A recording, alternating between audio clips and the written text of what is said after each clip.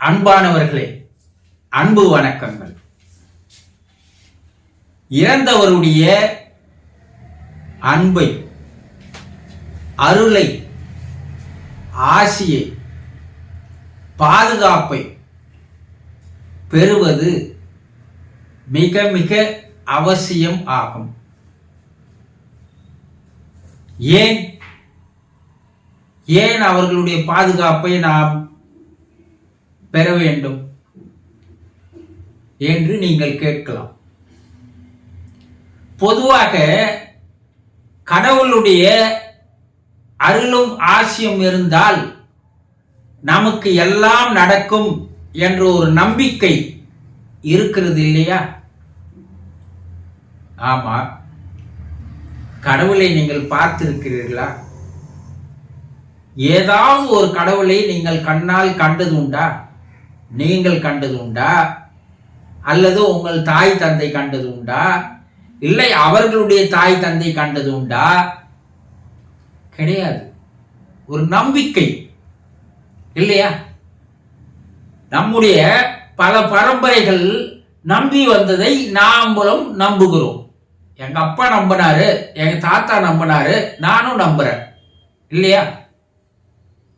ஆனால் உங்கள் தாயோ தந்தையோ கணவனோ மனைவியோ இறந்து போயிருந்தால் அவர்கள் உங்களோடு பல ஆண்டுகள் வாழ்ந்து வந்திருக்கிறார்கள் இல்லையா? அன்னையும் பிதாவும் முன்னறி தெய்வம் சொன்னாங்க இல்லையா?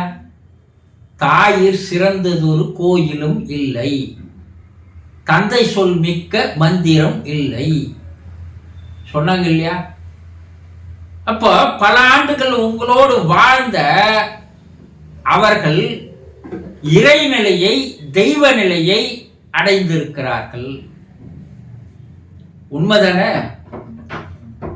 அந்த இறைநிலையில் இருக்கின்ற, தெய்வ நிலையில் இருக்கின்ற அந்த ஆத்மாவானது அவர்களுடைய அன்பையும் அருளையும் ஆசீர்வாதத்தையும் பாதுகாப்பையும் நீங்கள் பெற்றுக்கொண்டால் உங்களுக்கு வாழ்வில் அனைத்துமே நடக்கும். இது 100% உண்மை. பல்வேறு நாடுகளில் பல்வேறு கட்டங்களில் ஆவி உலக ஆராய்ச்சிகளின் மூலமாக தெரிய வந்திருக்கின்ற உண்மைகள்.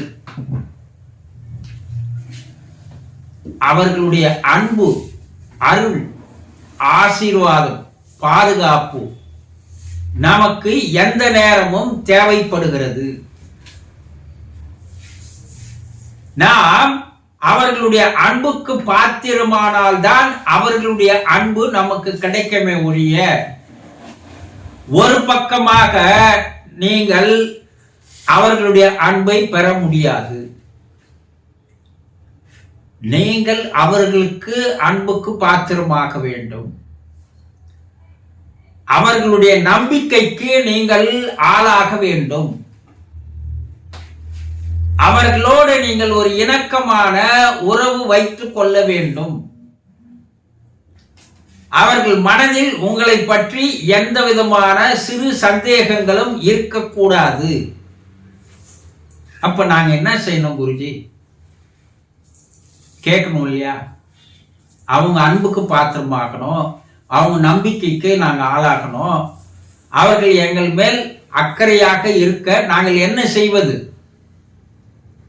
நீங்கள் அவர்களோடு அன்பாக, அவர்கள் மீது பாசமாக, அவர்கள் மீது நீங்கள் அக்கறையோடு நாள்தோறும் நீங்கள் அவர்களை பிரார்த்தனை செய்து வந்தால், சில நாட்கள் அவர்கள் உங்களை விட்டு பிரிந்து இருக்கலாம். ஆனா இத்தனை ஆண்டு காலம் உங்களோடு வாழ்ந்தது உண்மைத்தானே? அவர்களுடைய குணநலன்கள், நடவடிக்கைகள் எல்லாம் உங்களுக்கு நன்றாக தெரியும் இல்லையா? அப்போ அவர்களை சமாதானப்படுத்துவது, அவர்களை சாந்திப்படுத்துவது, அவர்களை அமைதிப்படுத்துவது, அவர்களிடம் அன்பை பெறுவது நீங்கள் அவர்களுக்காக நாள்தோறும் 2 வேளையாவது அவர்களை நினைத்து, அவர்கள் தந்த வாழ்க்கையை நினைத்து பார்த்து, அவர்களிடம் நீங்கள் உங்களுக்கு அன்பை தருமாறு, அருளை தருமாறு, ஆசீர்வாதத்தை தருமாறு, பாதுகாப்பை தருமாறு வேண்டுதல்களை வைக்க வேண்டும். பிரார்த்தனை செய்யணும்.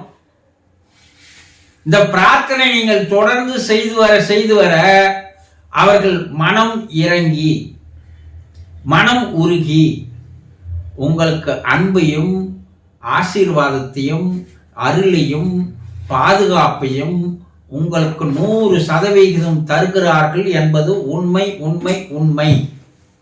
ஆகவே இறந்தவர்களுடைய அன்பு, அவர்களுடைய அருள், அவர்களுடைய ஆசீர்வாதம், அவர்களுடைய பாதுகாப்பு உங்கள் வாழ்க்கையை மேலும் மேலும் மேலும் உயர்த்துவதற்கு, சிறப்பாக அமைவதற்கும் உங்களுக்கு ஒரு வழித்துணையாக இருக்கும் என்பதை நம்புங்கள்.